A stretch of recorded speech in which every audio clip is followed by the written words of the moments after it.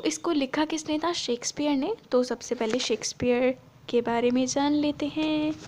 इनका पूरा नाम था विलियम शेक्सपियर और इनका जन्म हुआ था 26 अप्रैल 1564 को वारविकशायर, इंग्लैंड में।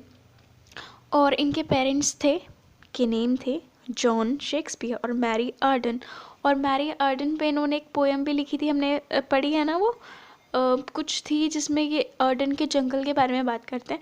तो इन्होंने ना उस पोएम में अपनी मदर को लिंक करके कुछ लिखा था। काफ़ी अच्छी पोएम थी वो।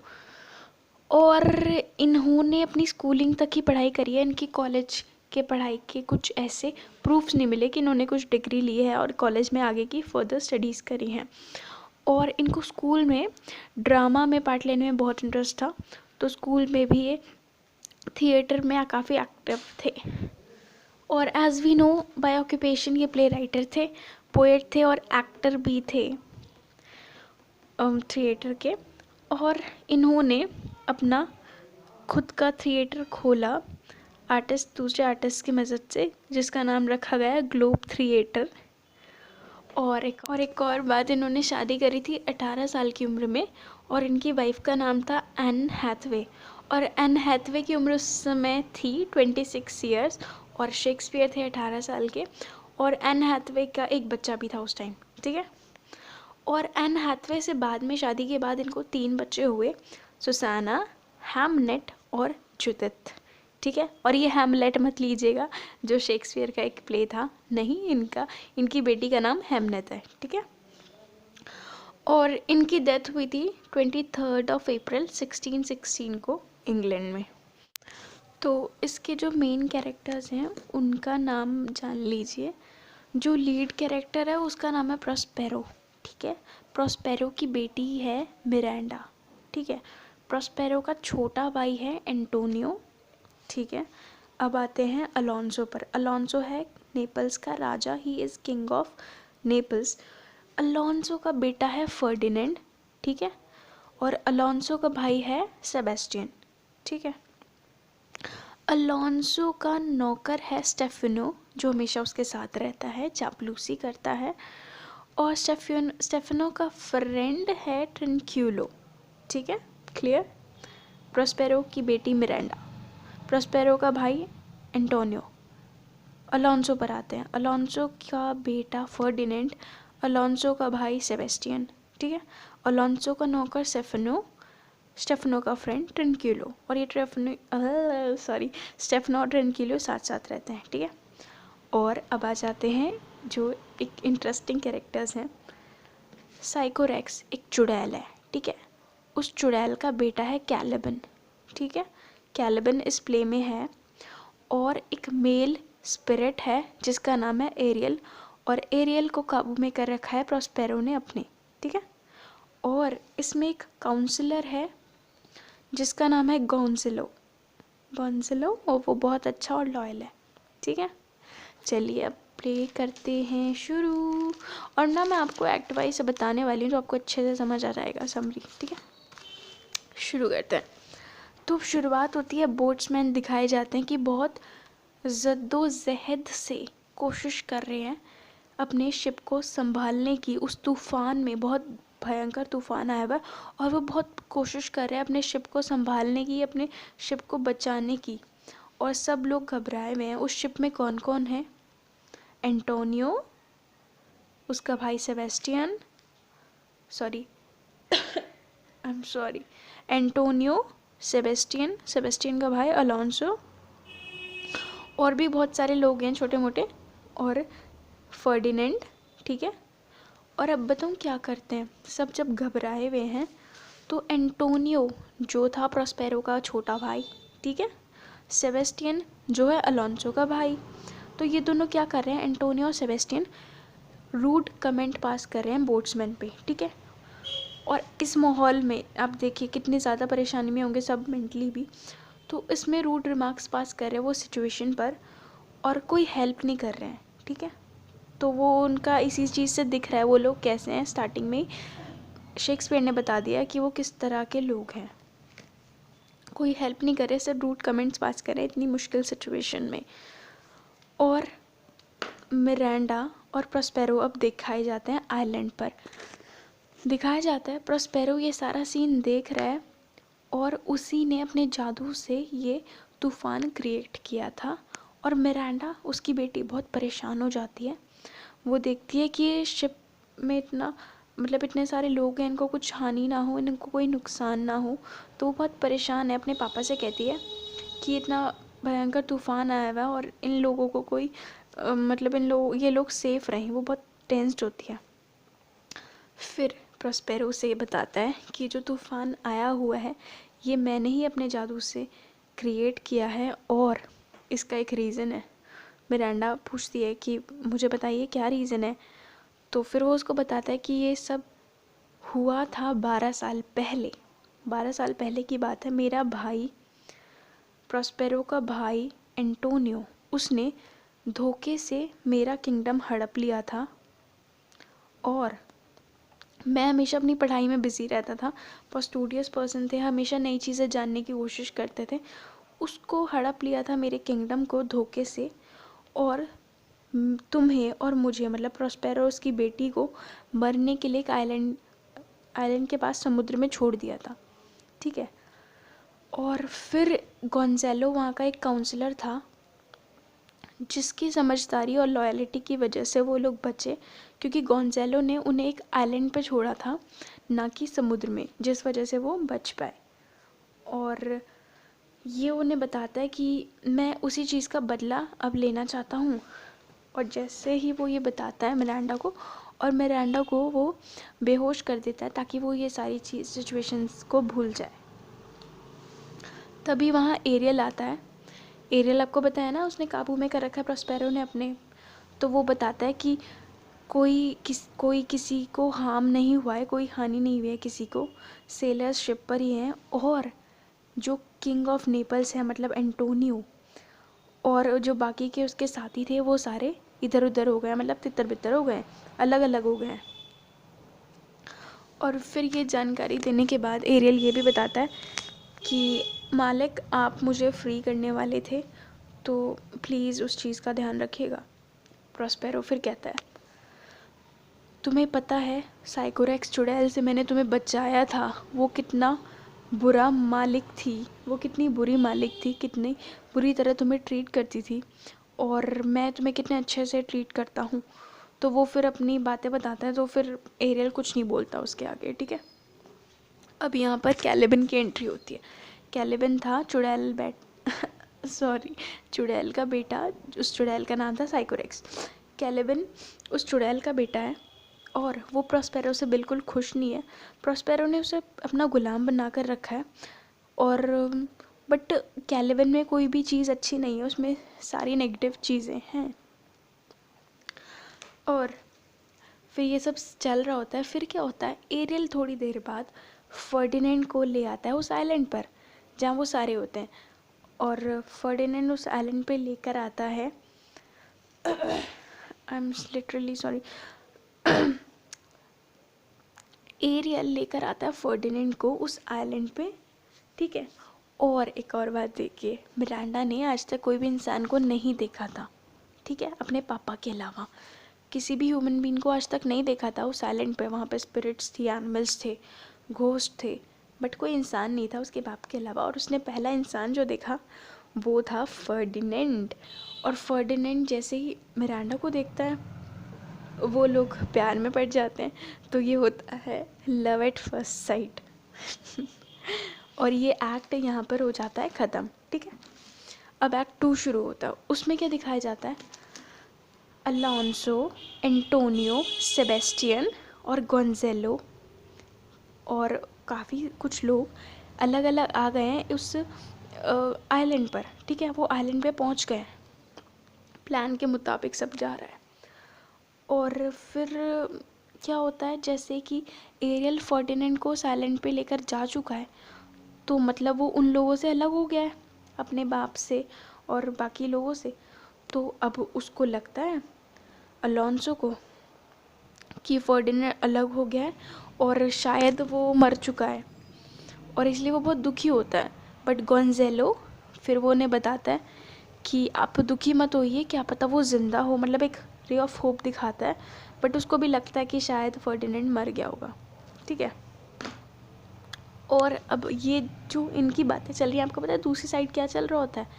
दूसरी साइड ये बातें कर रहे हैं, और एंटोनियो जो प्रोस्पेरो का भाई है और सेबेस्टियन जो भाई है अलोंसो का, वो प्लान बना रहे हैं गोंज़ेलो को मारने का, ठीक है, क्योंकि गोंज़ेलो काफ़ी अच्छा इंसान है, तो उनको लग रहा है कि ये खतरा है उनके लिए, तो वो प्लान बनाते हैं एंटोनियो और सेबेस्टियन गोंज़ेलो को मारने का, ठीक है। और एरियल ये सारा प्लान सुन लेता है, उसको पता चल जाता है कि ये लोग क्या प्लान कर रहे हैं। वो क्या करता है, जादू से अपने सबको सुला देता है, और सिर्फ एंटोनियो और सेबेस्टियन जगे रहते हैं। तो जैसे कि एंटोनियो और सेबेस्टियन जगे रहते हैं, वो एक और प्लान बनाते हैं। वो प्लान बनाते हैं अलोंसो को मारने का। तो सेबेस्टियन का भाई अलोंसो और एंटोनियो मिलकर वो प्लान कहते हैं कि अलोंसो को मार दिया जाए, क्योंकि उनके हिसाब से फर्डिनेंड मर चुका है, ठीक है। और फर्डिनेंड मर चुका है तो अब अलोंसो को भी वो मार देंगे, तो सेबेस्टियन सीधा सीधा राजा बन जाएगा अलोंसो की जगह, नेपल्स का। तो वो प्लान बनाते हैं मिलकर उसको मारने का। और एरियल ये सब सुन लेता है, याद है ना, Ariel is a male spirit, ठीक है। तो एरियल ये सब सुन लेता है, और जब वो ये सुनता है प्लान, उसको खतरा लगता है, तो वो वार्निंग देकर, एक खतरे की वार्निंग, अंदेशा देकर जगा देता है गोंज़ेलो और अलोंसो को, ठीक है। एक तो इसमें इतने अजीब अजीब नाम है ना, तो वो जगा देता है अलोंसो और गोंज़ेलो को, ठीक है। और ये एरियल सारा प्लान एंटोनियो और सेबेस्टियन का मिलके बताता है प्रोस्पेरो को, ठीक है। और प्रोस्पेरो को जब ये बात पता चलती है, तो वो क्या करता है, जब उसे याद आता है 12 साल पहले गोंज़ेलो ने उसे बचाया था, उससे और उसकी बेटी को, तो वो चाहता है कि गोंज़ेलो सेफ़ रहे, इसलिए वो उसको अपने स्पिरिट को उसके पीछे रखता है उन दोनों के, ताकि वो गोंज़ेलो को कोई नुकसान ना पहुंचाए, ठीक है। और दूसरे तरफ क्या होता है, कैलिबन जो चुड़ैल का बेटा है, साइकोरेक्स चुड़ैल का बेटा था, वो कर्ज कर रहा है प्रोस्पेरो को, क्योंकि वो प्रोस्पेरो को बिल्कुल पसंद नहीं करता। उसको लगता है उसने उसे गुलाम बना रखा और उसको अपने कब्ज़े में कर रखा है, तो वो फ्रीडम फील नहीं करता, इसलिए वो कैलिबन कर्ज करता रहता है प्रोस्पेरो को हर टाइम, ठीक है। और कैलिबन अच्छा नहीं है, वो भी बुरा है, ठीक है। और वो प्रोस्पेरो को कर्ज करता है, बट प्रोस्पेरो ने उसे अपने पास काबू में इसलिए किया ताकि वो कुछ सीखे उससे अच्छा, ठीक है। अब नेक्स्ट सीन में दिखाते हैं स्टेफनो जो नौकर है अलोंसो का, ठीक है, और ट्रिनक्यूलो स्टेफनो का फ्रेंड ट्रिनक्यूलो, ठीक है। ये दोनों मिलकर पी रहे हैं। इनका और कुछ काम नहीं दिखाया प्ले में, बस ये लोग पीते रहते हैं, ड्रिंक करते रहते हैं, ठीक है। इसमें दिखाया जाता है ये लोग पी रहे हैं, और जब ये लोग काफ़ी इनको चढ़ जाती है, तो स्टेफनो देखता है कैलिबन को, वो कर्ज कर रहा है अपने मालिक प्रोस्पेरो को, तो वो उसको अजीब हालत में देखता है। उसको लगता है शायद इसको ड्रिंक देता हूँ मैं, तो ये कुछ ठीक फील करे। कैलिबन ड्रिंक लेता है और क्या करता है, अपनी और बुराइयां करने लगता है प्रोस्पेरो की, और कह देता है कि अगर तुम मुझे हेल्प करोगे प्रोस्पेरो को मारने में, तो मैं तुम्हारा गुलाम बन के रहूँगा। स्टेफनो को कहता है कैलिबन, ठीक है, कि तुम मेरी मदद करोगे प्रोस्पेरो को मारने में, तो मैं तुम्हारा गुलाम बन के रहूँगा। और स्टेफनो इस चीज़ पर एग्री कर लेता है, ठीक है। और ये एक्ट यहाँ पर हो जाता है ख़त्म। थर्ड एक्ट शुरू होता है। उसमें क्या दिखाते हैं, प्रोस्पेरो टेस्ट कर रहा है फर्डिनेंड को, वो कैसा इंसान है, ठीक है। तो एग्जैक्टली वो जानना चाह रहा है कैसा इंसान है, और उसको आइडिया है उसकी बेटी और प्रोस्पेरो एक दूसरे को लाइक करने लगे हैं, तो वो टेस्ट भी कर रहा है उसे कि प्रोस्पेरो कि फर्डिनेंड उसकी बेटी के लिए अच्छा इंसान है या नहीं, मतलब ठीक है, और कैसा रहेगा उसकी बेटी के लिए, तो वो उसका टेस्ट ले रहा है। और उसे बिल्कुल सर्वेंट की तरह ट्रीट करता है, उसे सारे A to Z काम करवाता है सर्वेंट की तरह। और फर्डिनेंड को ये चीज़ बिल्कुल भी नहीं पसंद, स्टिल वो ये करता है अपने प्यार के लिए। हाँ, सब्जी वाले भैया सारे अभी आएंगे।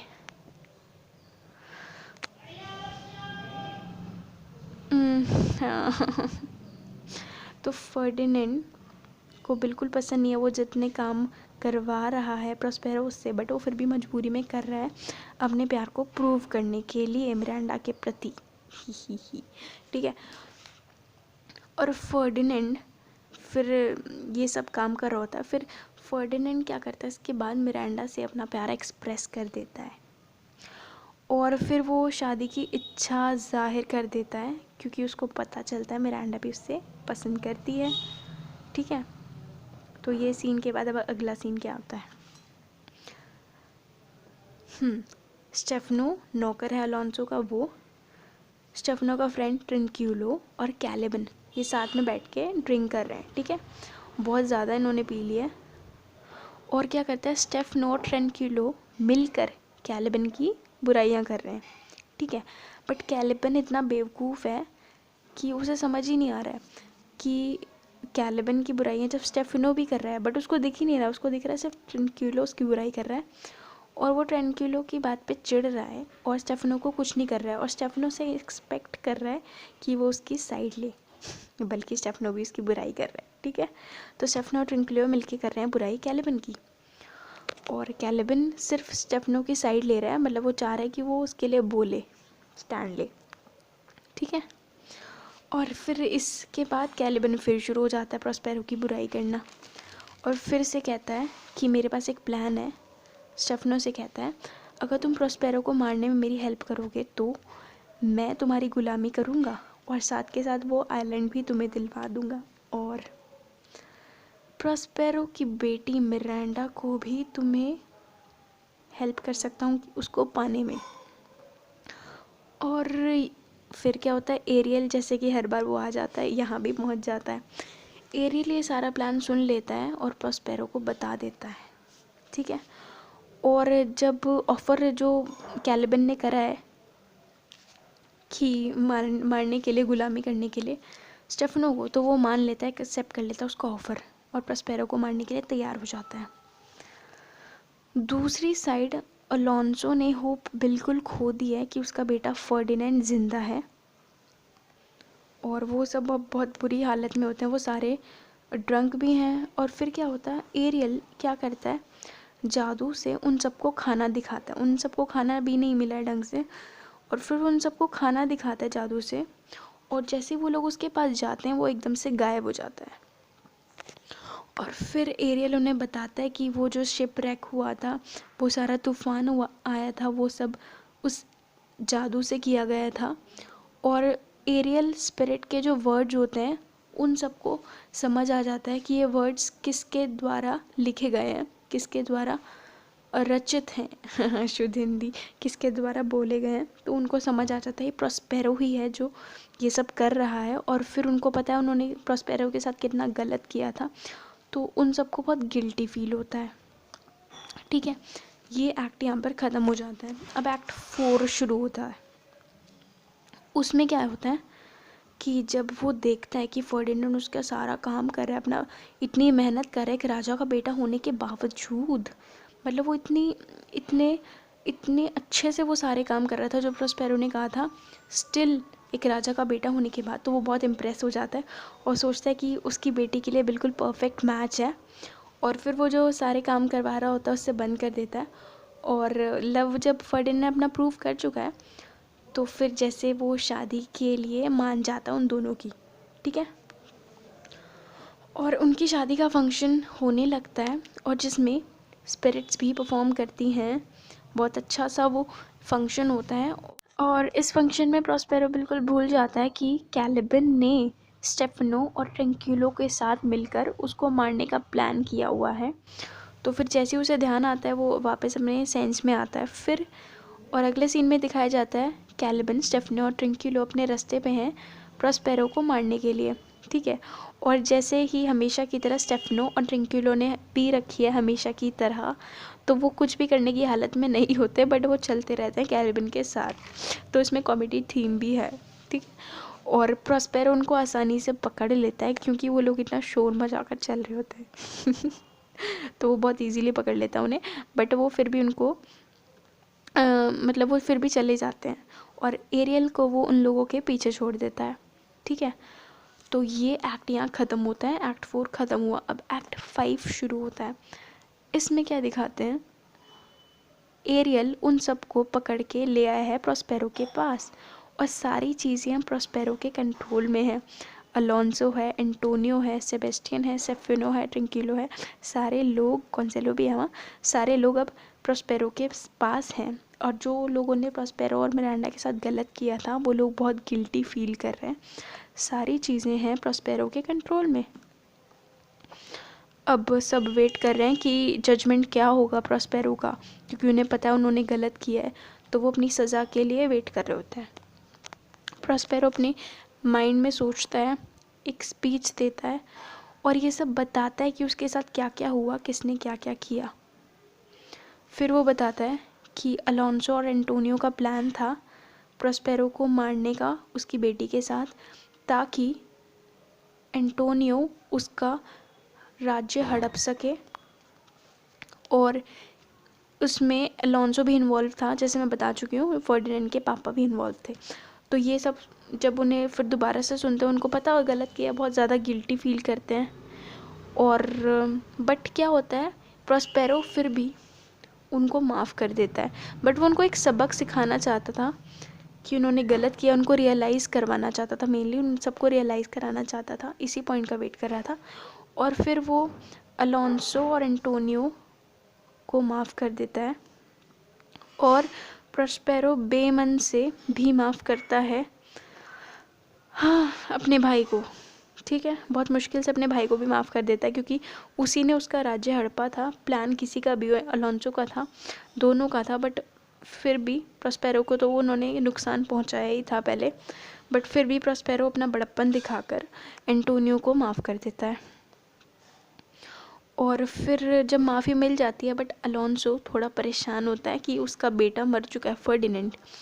बट वो देखता है दूसरी तरफ उसका बेटा भी उसी आइलैंड पे होता है, फर्डिनेंड, और उसको इतनी खुशी मिलती है कि उसका बेटा जिंदा है। और फिर क्या होता है, फिर फर्डिनेंड और मिरांडा की शादी की बात पता चलती है, तो वो लोग खुश होते हैं बहुत। और गोंज़ालो भी बहुत ज़्यादा खुश होता है कि परफेक्ट मैच है शादी के लिए इन दोनों का, तो वो बहुत खुश होता है। और जो स्पिरिट होता है, मेल स्पिरिट एरियल, वो फिर कहता है अपने मालिक प्रोस्पेरो से कि मुझे फ्री कर दीजिए, और प्रोस्पेरो उसे फ्री कर देता है, तो वो भी खुश होता है। और फिर एरियल खुश होकर बोलता है कि जो बोट्समैन थे वो लोग सब सेफ़ हैं, और वो लोग भी थोड़ी देर बाद वहाँ आ जाते हैं। ठीक है, और अब जो कैलिबन था, जो मारने का प्लान कर रहा था प्रोस्पेरो को, वो सॉरी फील करता है, अपोलोजाइज़ करता है प्रोस्पेरो से कि उसने कैसे बेवकूफ़ी से स्टेफनो को अपना मालिक स्वीकार करने लगा था और प्लान किया था कि प्रोस्पेरो को मारेगा। बट वो उसके लिए अपोलोजाइज़ करता है, प्रोस्पेरो उसे भी माफ़ कर देता है। इतने बड़े दिल वाला इंसान था प्रोस्पेरो। और फिर प्रोस्पेरो उन सबसे रिक्वेस्ट करता है कि उस आइलैंड पे एक रात के लिए रुके, ताकि वो इतने साल तक उस आइलैंड पे कैसे टिके रहे और कैसे उसने मैजिक सीखा वो सब उन सब से शेयर कर सके। और फर्डिनेंड और मिरांडा की शादी हो जाती है और सब कुछ हैप्पी एंडिंग इस प्ले की हो जाती है। और लास्ट में शेक्सपियर ने ऑडियंस पे कहा है कि आपके पास प्रोस्पेरो से भी ज़्यादा पावर्स हैं, क्योंकि आप लोग ये डिसाइड कर सकते हैं इस प्ले में आगे क्या होगा। और ये प्ले यहाँ हो जाता है ख़त्म।